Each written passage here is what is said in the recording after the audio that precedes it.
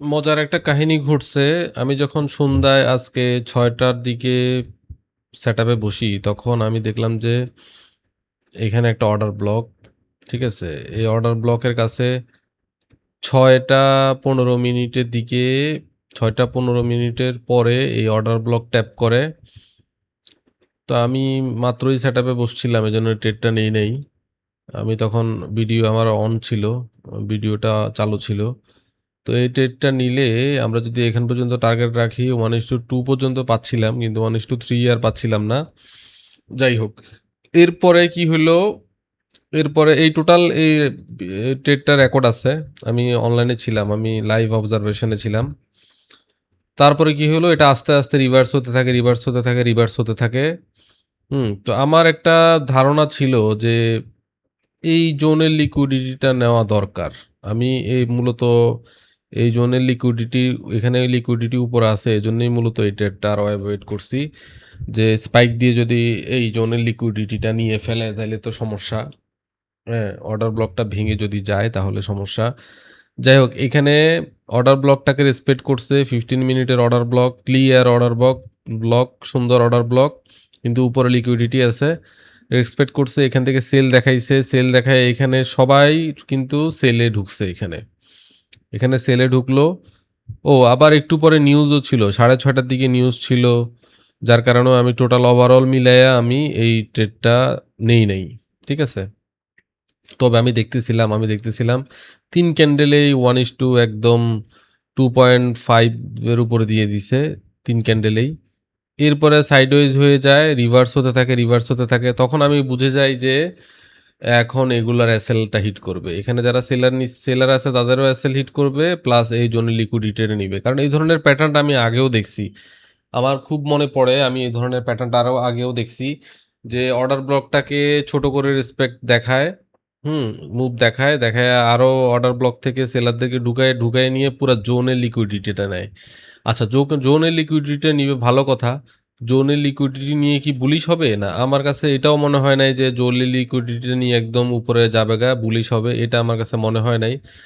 আমার কাছে এই ধরনের সিচুয়েশনে যে প্যাটার্নটা সবচেয়ে বারবার আমি দেখছি, সবচেয়ে ভালো লাগে আমার কাছে, যে এই জোনের লিকুইডিটিটা নিবে, নেওয়ার পরে উপরে যে অর্ডার ব্লক থাকে সে অর্ডার ব্লক ট্যাপ করে পড়বে। আমি কিন্তু যখন লাইভে ছিলাম, এই ট্রেডটা রেকর্ড হচ্ছিল, যখন এই ক্যান্ডেলটা হচ্ছিল, তখনও কিন্তু সেম কথাই বলছিলাম যে এই জোনের লিকুইডিটি নেওয়ার পরে উপরে দেখব কোথায় অর্ডার ব্লক আছে, অর্ডার ব্লক ট্যাপ করেই পড়ে যাওয়ার পসিবিলিটি অনেক বেশি। ঠিক আছে? টোটালি লিকুইডিটি ক্রিয়েট করছে, লিকুইডিটি হান্টের পরে একটা ছোট অর্ডার ব্লক। এই অর্ডার ব্লকগুলো সাধারণত 3 মিনিট হতে পারে, 2 মিনিট হতে পারে, 1 মিনিটও হতে পারে। তো আমি দেখলাম যে এখানে 2 মিনিটের একটা ছোট অর্ডার ব্লক আছে, ক্লিয়ার অর্ডার ব্লক আছে এখানে। হুম, আমি এটা আসলে ভালোভাবেই খেয়াল করছিলাম যে অর্ডার ব্লকে ঢুকে মিডিকেট করে এরপরে দেন আবার মুভ আসছে। ঠিক আছে, আমরা এটা ডিলিট করে দেই। এই যে এই জোনের উপরে যে অর্ডার ব্লক আছে সেটাকে ট্যাপ করে, এটা খুব হয় এরকম। আমি আরো আগে বহুবার আমি এ ধরনের ঘটনা ঘটতে দেখছি, এবং মুভ আসলো যে কি পরিমাণ মুভ। এই যে আবার এখানেও নিচেও লিকুইডিটি জমাইছে 5 মিনিটে, কিন্তু এখানে অলরেডি লিকুইডিটি আছে, বায়াররা আছে। এখানে আবার নতুন করে বায়ারদেরকে এন্ট্রি করায় আইসা শার্পলি হিট করে দিল, বায়ারদের লিকুইডিটিও নিল, সেলারদেরকেও ট্র্যাপ করলো, বায়ারদেরকেও ট্র্যাপ করলো। তো এখানে যদি ট্রেডটা নিতাম তাহলে 1:7, এই যে এখান পর্যন্তই তো আমরা টার্গেট রাখবো, এর বেশি তো টার্গেট রাখবো না, 1:7 কাছাকাছি বুক করা যেত, এবং খুব ইজিলি শার্প মুভ আসছে। তো এটা আবারও আমি দেখে ভাল লাগলো। এ ধরনের প্যাটার্নটা আমি আগে আরও দেখছি, যে এই ধরনের ঘটনা ঘটায় এই নাটকটা, যে একটা অর্ডার ব্লকলে রেসপেক্ট দেখায়, দেখানোর পরে রিভার্স হয়ে গিয়ে অর্ডার ব্লকের লিকুইডিটিও নেয়, এবং এই জোনে যদি আরও আগে লিকুইডিটি এরিয়া থাকে, ওই লিকুইডিটি হান্ট করে ছোট্ট একটা অর্ডার ব্লক থেকে ট্যাপ করে পড়ে যায়। এটা একটা কমন প্যাটার্ন। আমি অনেকদিন ধরে চার্ট গভীরভাবে অবজার্ভ করার কারণে এই প্যাটার্নটা ধরতে পারি, দেখতে পেরেছি, আজকেও দেখতে পারলাম। আমার বিশ্বাস এই ধরনের প্যাটার্ন বারবার হবে।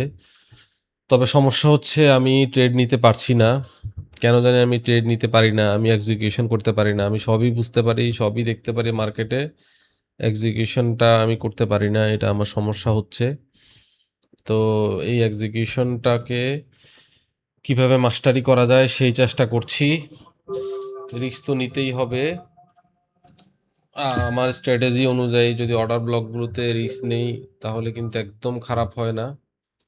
যেমন এখানে 1:2 এর উপরে মুভ পেয়েছি, আর এখানে তো হিউজ মুভ। তো বুঝতেছি না কবে এই এক্সপার্টনেসটা আমার মধ্যে আসবে, কবে এক্সিকিউশন দক্ষতাটা আমার মধ্যে আসবে। সবকিছুই বুঝতে পারি কিন্তু এক্সিকিউশন করতে পারছি না, ট্রেড নিতে পারছি না। এই সপ্তাহে মাত্র একটা কি দুইটা ট্রেড নিলাম।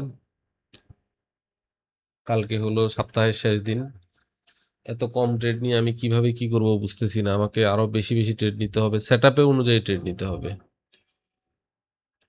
যাই হোক, সুন্দর একটা অ্যানালাইসিস আমার চোখের সামনেই সব হলো। আমি চাইলে এক্সিকিউশন করতে পারতাম কিন্তু করলাম না, কেন জানি। যাই হোক, এগুলো থেকে কনফিডেন্ট বিল্ড আপ করার চেষ্টা করছি। কনফিডেন্ট বিল্ড আপ করে লাইভ মার্কেটে এগুলো অ্যাপ্লাই করবো ইনশাল্লাহ। আগামী সপ্তাহে বেশি ট্রেড করতে হবে, সেটআপ অনুযায়ী ট্রেড করতে হবে। প্রচুর এক্সপিরিয়েন্স হচ্ছে। গত 2 সপ্তাহে মানে এই মাসের 18 দিনে প্রায় আমি 40টার মতো ওবি সেটআপকে অবজার্ভ করেছি। তো হিউজ এক্সপিরিয়েন্স। এখন এক্সপিরিয়েন্স গ্যাদার করছি কিন্তু এগুলো কাজে লাগাতে হবে। এক্সপিরিয়েন্স গ্যাদার করলে হবে না, কাজে লাগাতে হবে। তো এখন আমি সেটআপ থেকে উঠে যাব 8:30 বাজে, আর বেশি সময় দিব না, আর হয়তো তেমন সেটআপ হবেও না। কালকে সকালে বসবো ইনশাল্লাহ, সকালে আবার অ্যানালাইসিস করব, তখন কথা হবে।